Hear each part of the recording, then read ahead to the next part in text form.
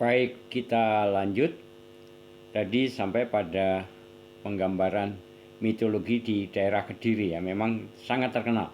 Cerita legenda tentang Panji Asmorobangun atau Pangeran Inu Kertopati, putra mahkota dari Kerajaan Kediri, dengan istrinya Raro Galuh Candra Kirana.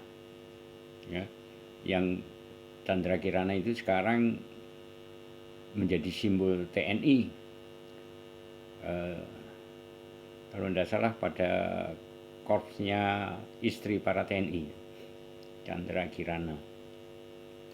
Nah, itu banyak legenda atau cerita-cerita folklore tadi yang berbasis mitologi. Itu sebenarnya para empu pujangga itu untuk memberikan satu edukasi tentang wilayah atau negara di daerah dengan kawasan di daerah-daerah ya.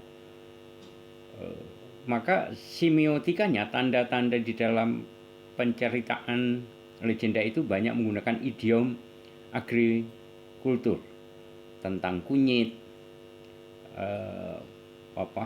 hal-hal yang tertanam, kemudian hasil bumi yang baik tertanam, yang menggantung dan sebagainya, itu seringkali menjadi idiom.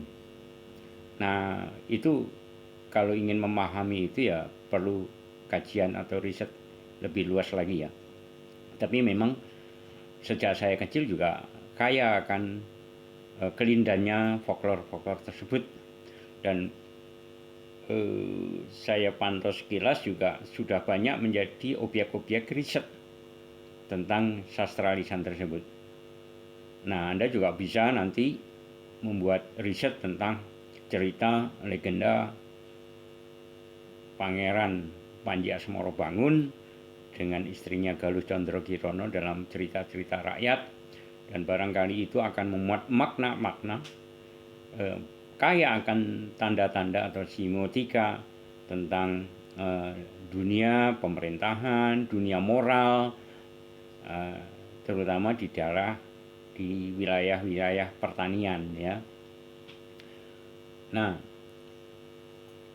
tadi disebut juga, kita singgung juga di Yunani banyak kekayaan mitologi ya. Kita kenal juga, Anda pernah lihat misalnya ada manusia badannya sampai kepala manusia, kemudian badan ini seekor kuda.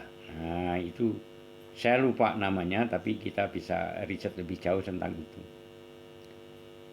Nah, tadi di Mesir kuno, Ethiopia, di Cina, di India, negara-negara dengan peradaban tinggi di masa kuno itu juga kaya akan mitologi, dan di sanalah berbagai tanda semiotika baik melalui sastra visual, seni visual, menjadi idiom-idiom semiotik, menjadi sarana linguistik untuk memaknai apa-apa yang berkelindan dalam kehidupan mereka. Nah, kalau dalam teori semiotika misalnya kita bisa membaca Barthes ya. Barthes itu melihat semiotika berbasis mitologi adalah konvensi yang pada tanda lapis kedua maknanya bisa atas dasar kesepakatan oleh sebagian masyarakat. Nah, mitos itu dalam Barthes dilihat sebagai pengkodean atau kodifikasi, memberikan kode isyarat mengenai nilai-nilai sosial yang berkelindan di tengah masyarakat.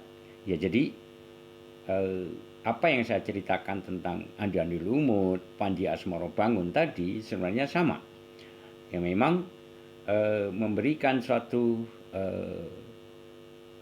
sarana untuk pemberian makna tentang nilai-nilai, tentang hal-hal yang memang harus menjadi ilmu pengetahuan, menjadi wawasan di masyarakat yang berada di sekitar itu, di wilayah itu dalam periode saat itu.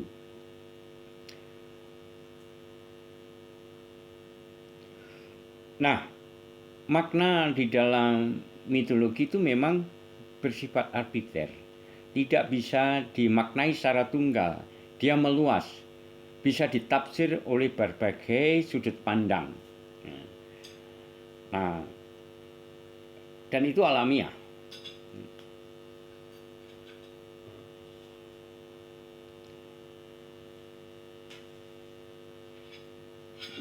Ya, jadi kalau bahkan ada sebagian dari Barthes juga menganggap ini mitos itu berkelindan pada persoalan-persoalan antara maskulinitas dan feminitas, jadi dialektika gender. Tapi seringkali juga mengembang pada ilmu pengetahuan yang secara rasional, secara natural, secara alamiah bisa diterima. Nah, mitos bagi semiotika oleh Barthes tadi, cara mengkonseptualisasi, memahami realitas-realitas yang ditangkap oleh indera kita, sehingga memakai tanda-tanda yang terkait atau berafiliasi dengan mitos atau mitologi itu untuk memberikan suatu konsep kayak tadi yang saya jelaskan sebagai deskripsi realitas di zaman pra-filsafat.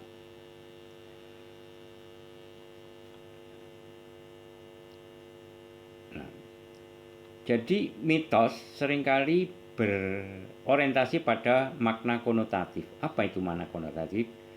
Nah, sebagai lawannya tentu pertama kita harus pahami makna denotatif. Denotatif makna yang langsung, yang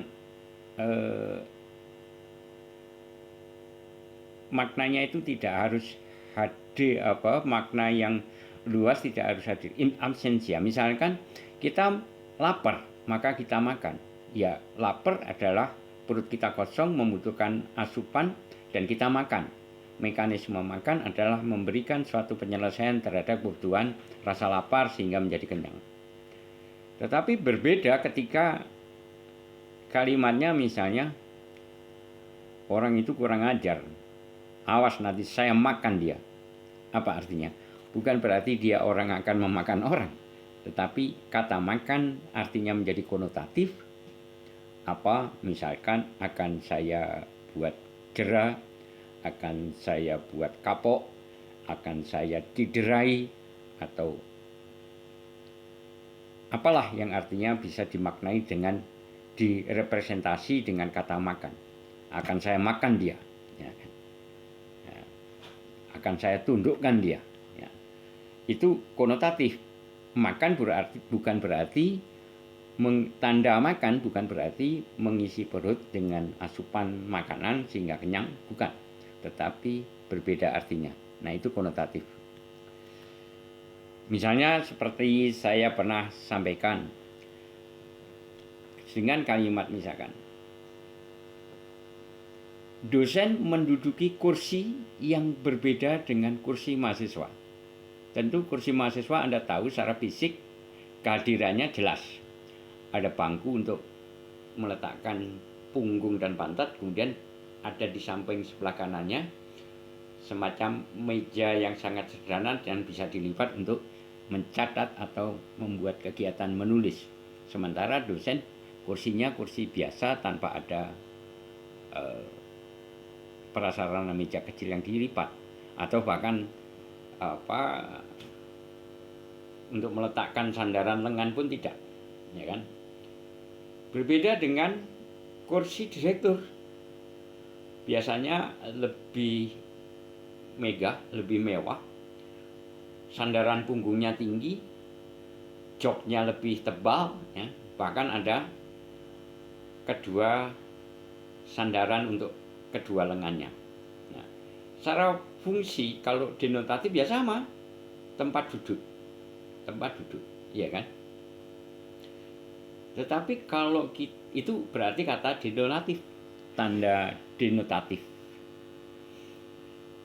Tetapi kalau dibedakan lagi, terutama pada kursi direktur tadi atau manajer, atau lebih empuk, lebih tinggi, lebih tebal, ya, sandaran punggungnya lebih tinggi.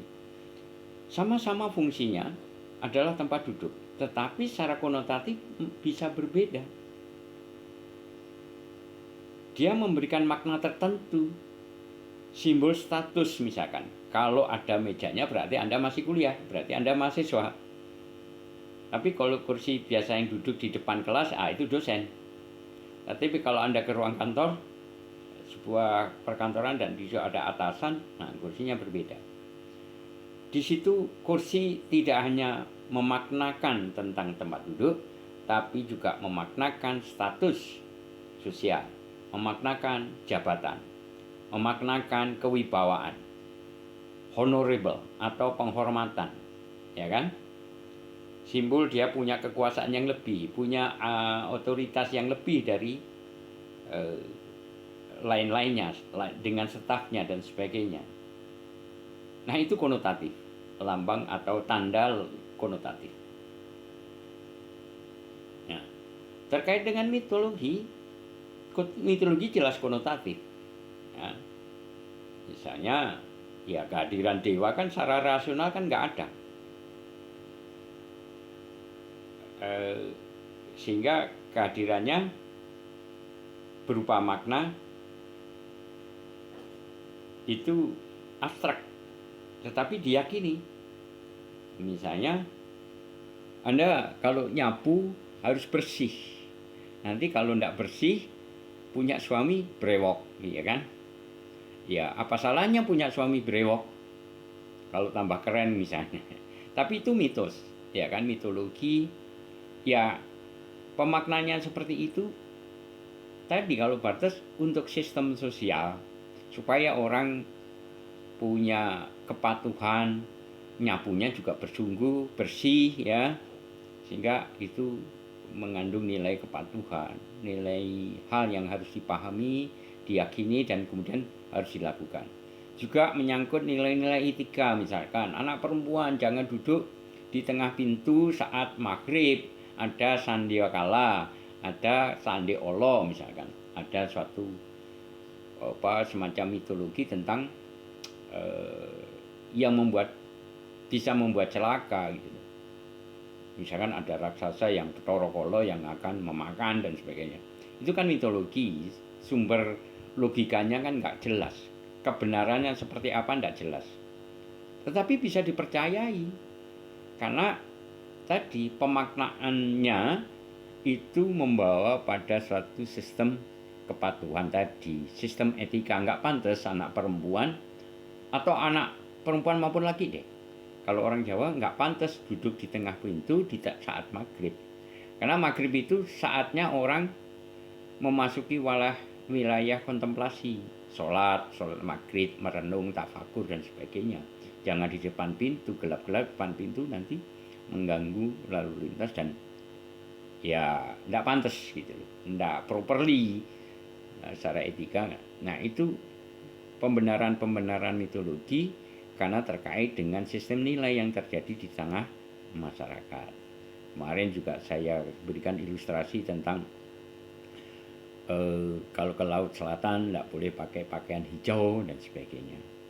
Dan kepatuhan yang berbasis pada pemikiran metafisis, ya, yang tidak dapat disentuh oleh rasional yang biasa, jadi sangat irasional.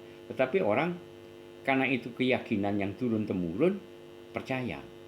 Barangkali bisa diobjektifikasi atau dirasionalisasi, misalnya ya kalau pakaian hijau kan hampir sama dengan warna laut.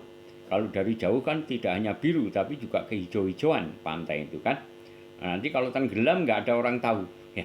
Misalnya seperti itu objektifikasinya, tapi benar dan tidaknya walau alam. Nah, Anda bisa riset juga itu. Nah, jadi mitologi juga menjadi alat untuk memberikan satu pemahaman, sesuatu hal yang sifatnya wawasan dan bisa diyakini, bisa diikuti, dipatuhi demi tersenggarnya interaksi yang harmoni karena ada nilai kepatuhan, etika dan sebagainya. perkara itu tidak rasional, dan setelah Anda banyak memahami ilmu pengetahuan secara rasional, objektif, sistematik, sebagaimana orang-orang filsafat kemudian mengenal ilmu pengetahuan, Anda menolak itu, ya itu hak Anda. Anda tidak percaya. Tetapi secara imajiner, secara imajinasi, secara abstraksi itu hal yang sangat menarik, estetik kan. Ada, nah makanya estetika dan etika itu sebagai tindakan kan selalu mutualis. Estetika bermuara pada etika, etika selalu mencerminkan atau merefleksikan keindahan. Contoh semiotika mitologi juga ya, misalnya ada di dalam visualisasi wayang klitik, Minak Jinggo misalnya. Kalau kita amati bentuknya memang raksasa itu pasti direpresentasikan sesuatu yang buruk, jelek. Nah kalau kita amati lagi, kok kayak wajahnya babi hutan, celeng ya. Itu sebenarnya juga politik visual ya. Kerajaan Majapahit, kita bisa secara ilmiah kita bisa mengasumsikan seperti itu. Minak Jinggo itu duri dalam daging negara Majapahit, ya kan, pemberontak. Sehingga untuk meneguhkan, mengafirmasi kejayaan dan kewibawaan Majapahit, maka wayang Minak Jinggo dipersonifikasikan sebagai tokoh yang buruk rupa, seperti babi atau celeng, babi hutan atau celeng. Nah itu bentuk-bentuk semiotika mitos dan eufemisme. Kita kenal ya dalam linguistik bangsa kita itu, Jawa terutama, simbolisme, sesuatu yang disembunyikan, itu berdekatan dengan pemahaman eufemisme. Jadi penghalusan, tidak verbal, tidak tok-ngok gitu ya, tidak langsung frontal, tetapi dihaluskan, disembunyikan sehingga orang seolah-olah tidak merasa bahwa itu sebenarnya ini. Istilahnya, oh kamu itu memang celeng, ya kan gitu. Tetapi ya lewat dengan cara halus wayangnya dibuat ini. Orang kan tidak mengira itu. Nah, hal-hal semacam itu Anda boleh riset. Bisa menjadi kajian-kajian dalam aspek-aspek persepsi rupawi, estetika rupa. Ya, karena Anda seorang desainer komunikasi visual, ya bisa riset seperti itu. Nah, itulah keindahan mitologi, denotatif dan konotatif di dalam semiotika. Nah, Anda bisa pelajari basic teorinya, Anda bisa kembangkan literasi Anda untuk memahami apa-apa yang sudah saya sampaikan.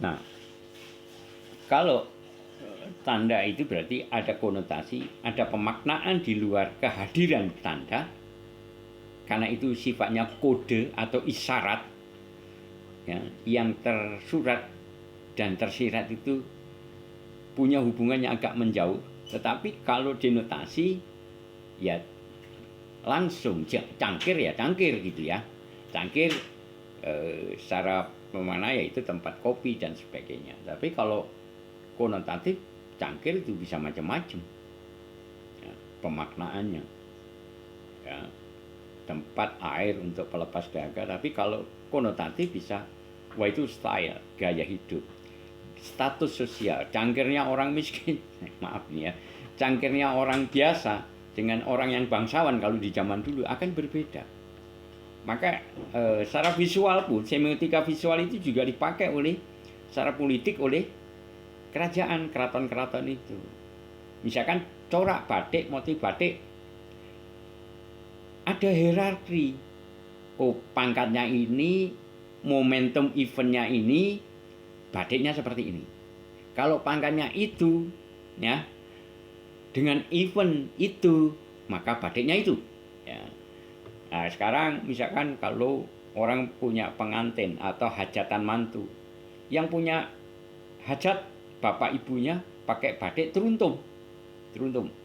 Itu sebagai representasi bahwa dia sebagai orang tua yang mengentaskan anaknya dengan menikahkan anaknya tersebut.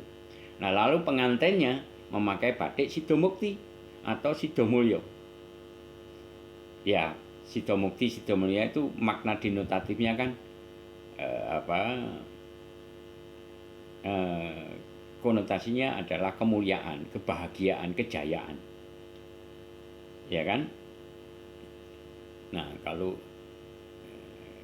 denotasinya dengan gambar Garuda dan sebagainya, ya, batik Sidomukti itu representasi sayap Garuda dan sebagainya. Nah, konotasinya ya Sidomukti, arti harafiahnya ya supaya jadi berjaya.